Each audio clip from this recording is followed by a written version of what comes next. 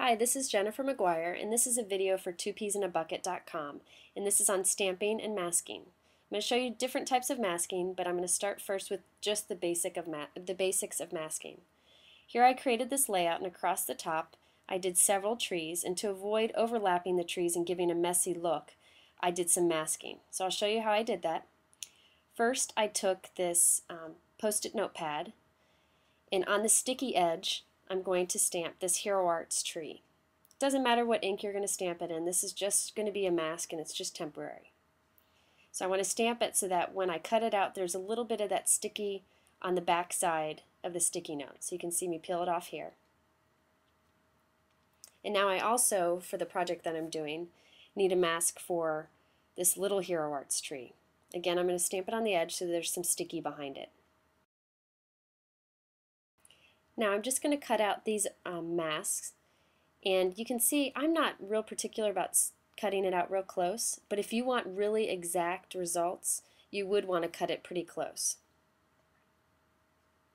Now here you can see how these two trees look like they're in front and behind of each other without overlapping, and this is how I did it. First I'm going to stamp the big tree onto my white cardstock, and I'm going to lay the mask right over it. And that sticky on the back of it helps keep its position. Now I can stamp the little tree overlapping it, and when I remove the mask you'll see that you get a clear stamped image without the overlapping mess. So here I'm going to do another tree over to the left, so I'm putting down the small tree mask, ink up my stamp, and I can overlap without worrying about the mess. It's really easy to do. So now I'm just going to continue stamping a few other trees. I'm not being exact here, just having some fun with these stamps. And I'm using my mask over and over again.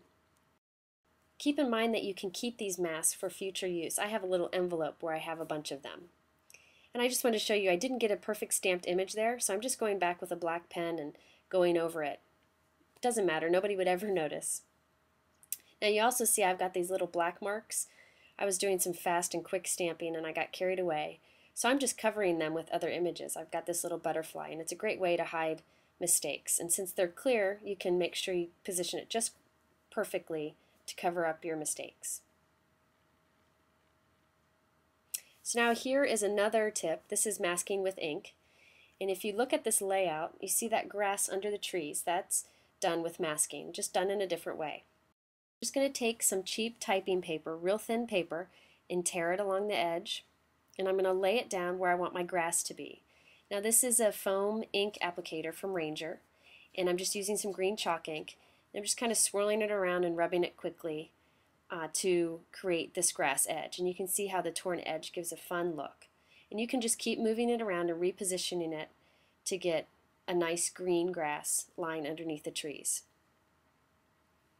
Now you can see I'm trying to do this page quickly. Whenever I do stamping for pages, I tend to do it quickly and just kind of go with the flow because nobody's going to really go back and look at the details. When I make cards I usually spend a little bit more time because the stamping then is usually more in focus. So here I'm just going along and adding the green ink. And you can see that you can, if you do it first and you're not real happy with where it is, you can just reposition the torn edge and add more ink. So you can do all kinds of fun things, maybe ink over punch shapes or over other decorative edges. So you can see the final result here. Just going back and making the grass a little bit darker. And then I thought that the sky needed a little bit of color too, so I'm just going and quickly rubbing a little bit of light blue chalk ink on the edges also.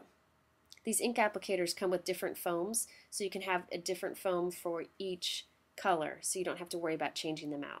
And here's the final result. Just shows some fun things you can do with masking. Now here is another form of masking. I call this reverse masking. There's many different names for it and many different types of masking, but this is one that I tend to use a lot too. You can see these circles here. It kind of looks like floating circles of stamped images. Well, that's what we're going to do with reverse masking. And here's a close-up look at one of them. I just did some defining to the edge with the sewing machine. Again, this is typing paper, and I just punched a circle from the typing paper. It's important to use typing paper because it's thin and it'll help you give a crisp edge when you stamp over it. If you use a cardstock, it doesn't always work as well. So here I'm just stamping an image with a dark brown ink, and I just stamp over that circle. Now this works best with images that are kind of busy or have a lot going on, so that when you get to the edge, you have a lot of inked images. It helps to define the shape. You can see I put another piece of typing paper down there because the edge of my mask wasn't quite big enough to protect my layout. Now I'm going around and adding a little bit of stamped images to the edge because I didn't feel like my circle was defined enough. You can see there on the bottom that it just didn't look right. So I'm going back and adding some more circles just that overlap the mask and then the layout itself. So now when I remove the mask, I have a better defined edge there. So here I'm just going to show you another one. Clear stamps are great for this because you can see kind of where your stamp's going to land. Now I'm putting another piece of cardstock back there so that the edge is real smooth from the layout off the edge.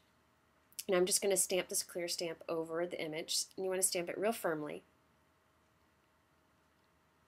Now you can temporarily adhere your mask in place. I just hold it in place. I'm not all that concerned about getting it perfect, but you can use post-it notes again or sticky notes or put a little temporary adhesive behind it. So here's the final layout. I did 3 circles of reverse masking. Basically, these are just some masking techniques to get you started. There's lots of different things you can do. For more information, visit 2peasinabucket.com.